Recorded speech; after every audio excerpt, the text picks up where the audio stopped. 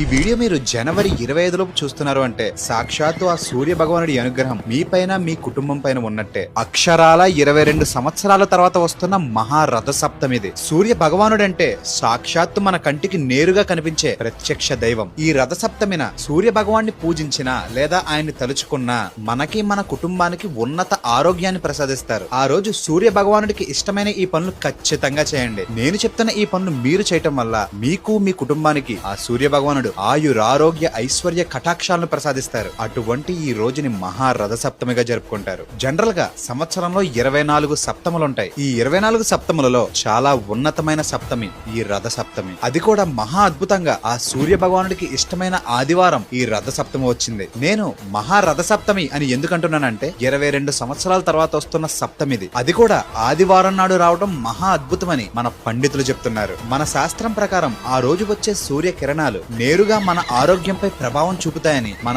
ధర్మశాస్త్రం చెప్తుంది. అందువల్ల దీన్ని ఆరోగ్య సప్తమి అని కూడా అంటారు. మీరు ఆ రోజు